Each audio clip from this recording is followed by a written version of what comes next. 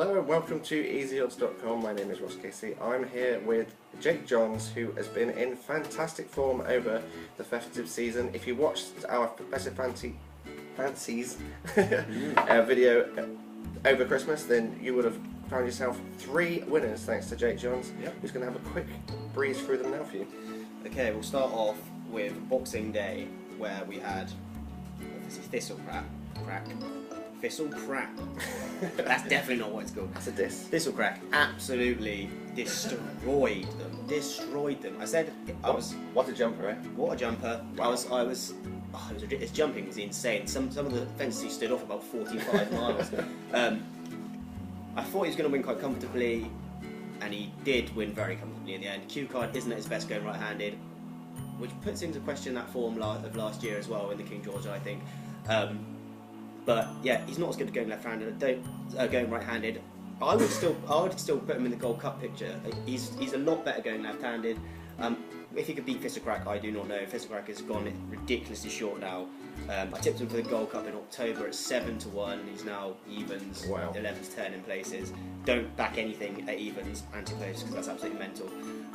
He's going to run again, I think, at Cheltenham at the Trials Day, so that's going to be interesting as well. Will almost definitely win.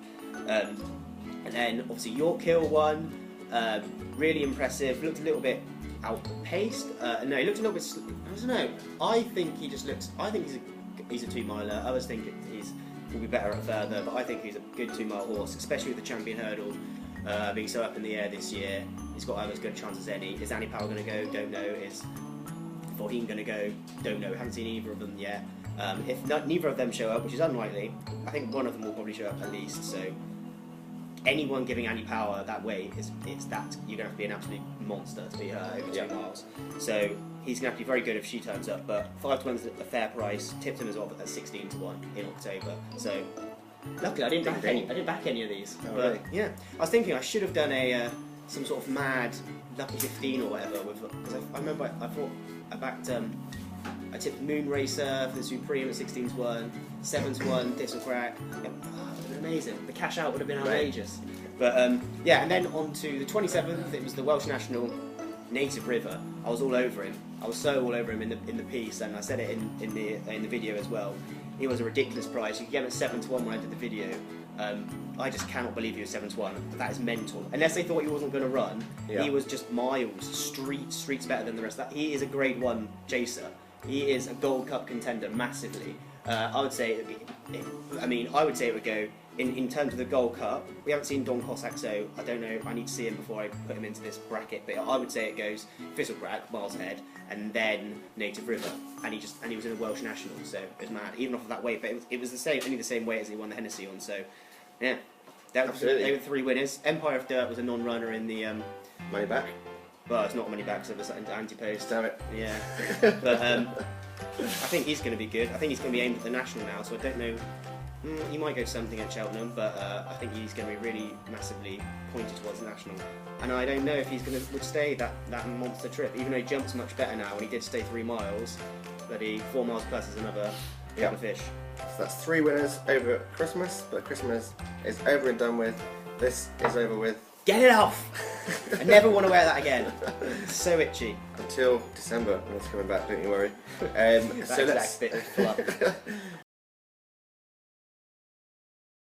So let's move on to Saturday, where we're going to Sandown for the Tolworth Novices Hurdle. Yeah. A Grade 1 race. Let's hear the thoughts and the best bet.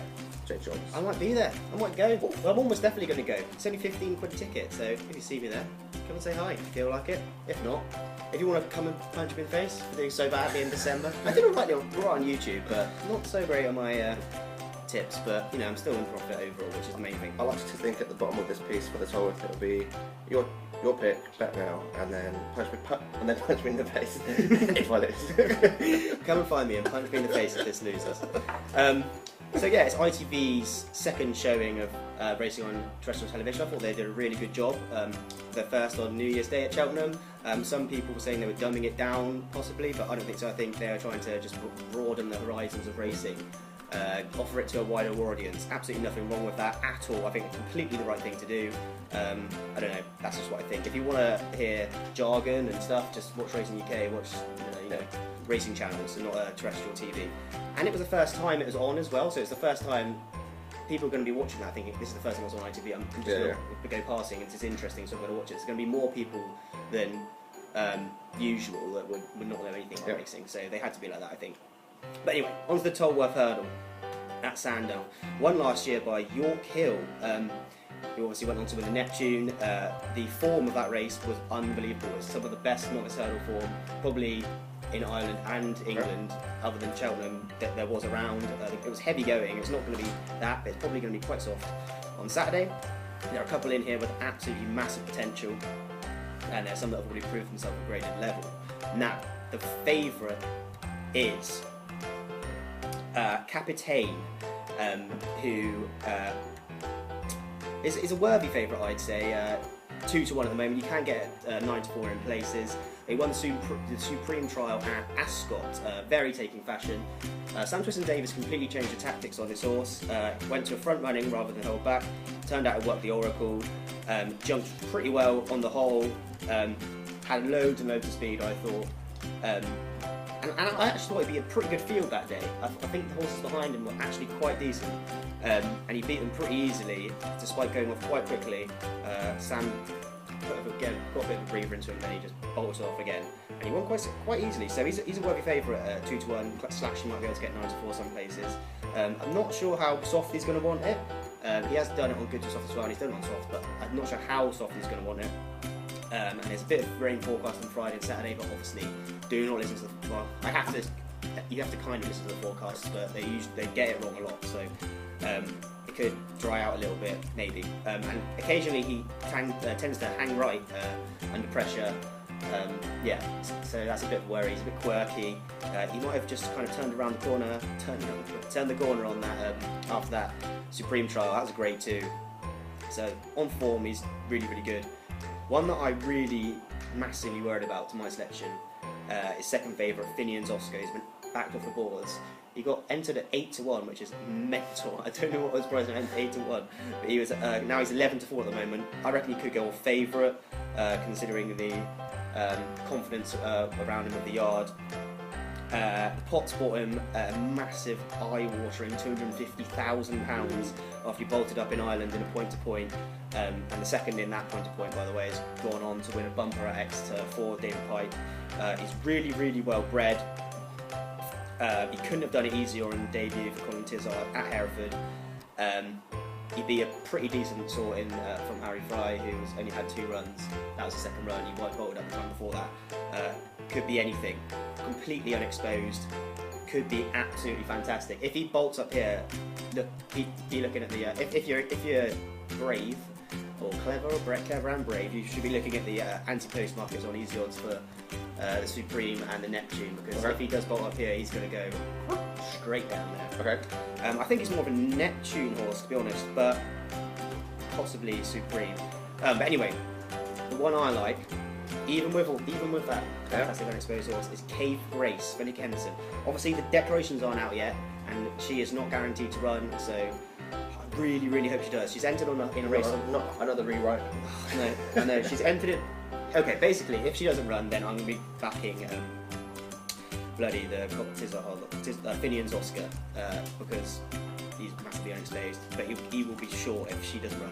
But anyway, she is entered in another race on Monday, and it would be classic for Nicky Henderson to put her in a normal novice race. But she's taken on the boys here. She gets a £7 allowance. Whilst her and Finian's Oscar both possess absolutely huge potential, Tizard horse Finian's Oscar is probably even more unexposed. She's done it in graded company. The selection Cave Grace, and a really, really, really hot grade 2. Hot grade 2 bumper at the Grand National meeting. She beat subsequent Punchestown listed bumper winner Augusta Kate, owned by Lee Westwood, and someone else really interesting owns them as well. I can't remember who it is. Oh, Ann and Deck. Oh wow. Ann and Deck and Lee Westwood are best mates. And and Augusta Kate obviously won a Punchestown since in a bumper in the list race, and also recently bolted up on herding debut this season. So she's unbeaten since then. And if you actually look at the form of that bumper race at Aintree, It is ridiculous. Right. It is absolutely ridiculous.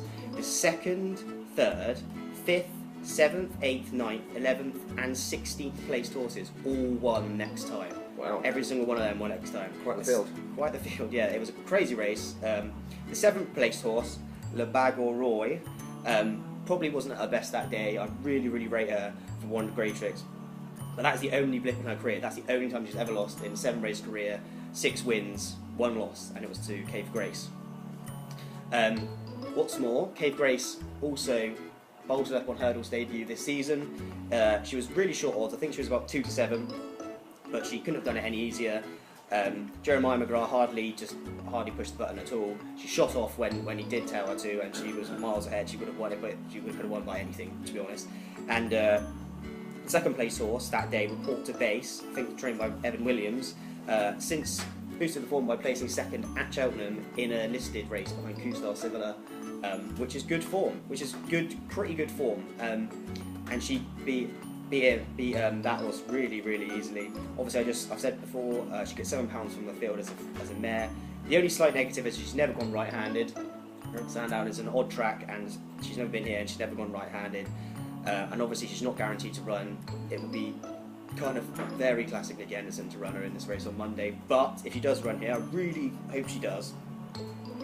With that potential and level of form she's already shown, I'm willing to let that right-handed thing slide. She could be absolutely fine. This is a really good race. There's a couple in here that are really, really interesting. I massively rate Capitaine. I'm really excited about Finian's Oscar, and obviously rate Cave Grace as well. So it's going to just be Cave Grace for me at 4 to 1 at Sandown on Saturday in the Tolworth Novices Hurdle. Absolutely. So that's the tip for the Tolworth. And remember, if it is a non-runner, then Jake is going for Finian's Oscar. Yeah. If that is the case, which is possible. Yeah. So thanks very much for watching, and don't forget that Easy Odds do have a new updated version of the app. Really, really fast now. Includes cards, so as soon as you go on to Easy Odds, it will highlight the latest tips from Jake as well, so you can get Jake's tips firsthand.